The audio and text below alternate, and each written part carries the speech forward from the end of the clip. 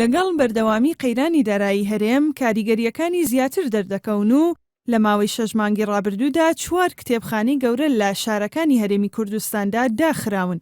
سەرەڕای قەیرانی دارایی کەمی خوێنەر بازاڕی فرۆشتنی کتێبی کەس کردووە و بە وتەی فرۆشیارانی کتێب لە سلێمانی قەیرانی دارایی وای کردووە لە 95% فرۆشتنی کتێب کەم بێتەوە. لەگەڵ ئەوەیان نیم کە حکوومەت و حزب دەستێوەردان بکات لە کاروباری ڕۆشنبیریە یا هونەریە، نەئەبێ پارە بات و نەئەبێ فشاریش دروستکات. لای من ئەبێ ئەو دەستگایانە کە ئیشەکەن چ لە بواری هونەرە، چ لە بواری ڕۆشنبیریە، چ لە بواری میدیایە، ئەگەر ناتوانن بەو شێوازەی کە ئیش ئەکەن بەردەوام بن، ئەبێ شێوازی ئیشەکەی خۆیان بگۆڕن. ئەگەر ئێمە تاکێکی وشارمان هەبێت کە ئەندێشە ئیشی بۆ کات، دڵنیابێ هیچ دەستگایەکی سەر بەخۆدا ناخرێت و بەردەوامیش ئەبن لەسەر ئیشی خۆیان. ئەگەر سەیری ئامارە جیهانیەکان بکەین بۆ نمونە لە وڵاتانێکی وەک بەریتانیا 600 کەس کتێبێکی بەردەکەوێت و لە وڵاتانی عەرەبیش بۆ 12,000 کەس کتێبێکیان بۆ خوێندنەوە بەردەکەوێت. لە کوردستان ئەو ڕێژەیە دیاری نەکراوە، بەڵام بەهۆی ئەوەی ڕێژەی چاپی کتێب لە ئاستێکی زۆر نزمدایە، ئەوە پێشبینی دەکرێت بۆ چەند هەزار کەسێک کتێبێکیان بۆ خوێندنەوە بەربکەوێت.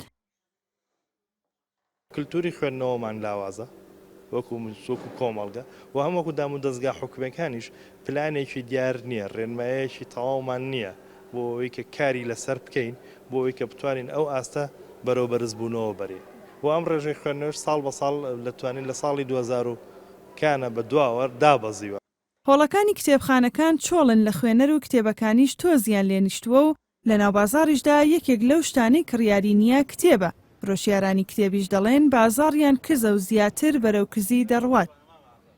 ئێستا بازار زۆر کەم بۆتەوە، یعنی لە 195 فەرقی کردووە، لە 195 دابەزیوە. ئەگەر لە 105 فرۆشێ باشە. ڕۆژانە ئەوەی کە ئەگەر مناڵێک بە زۆر کتێبێ بەدایکی بکڕێ. بە وتەی بەرپرس و کارمەندانی کتێبخانەکان لە ناو هۆڵی کتێبخانەکاندا تا ئاستێکی زۆر خوێنەری کتێب کەمی کردووە. ئەو کەسانش دەچنە کتێبخانەکان بۆ خوێندنەوە تەنها خوێندکارەکانن. لە جیهانی جەنجاڵی ئەمڕۆی ئینتەرنێت و تەکنۆلۆژیادا بازاڕی کتێب و خوێندنەوەی لە کزیدایە و ئەم هاوڕێیەی مرۆڤ ڕکابەرێکی گەورەی وەک ئینتەرنێت و تۆڕە کۆمەڵایەتیەکان و مۆبایلە زیرەکەکان بۆ دروست بووە. ناسنامە و کللتور و دابوونەریتی هەر میلەتێک بەندە بە خوێندنەوەی زیاتری ئەو میلەتە. لە ئێستادا کتێب کە دەوترێت باشترین هاوڕێی مرۆڤە تا ئاستێکی زۆر لەبیر کراوە. ژاڵە محەممەد، NRT سلێمانی.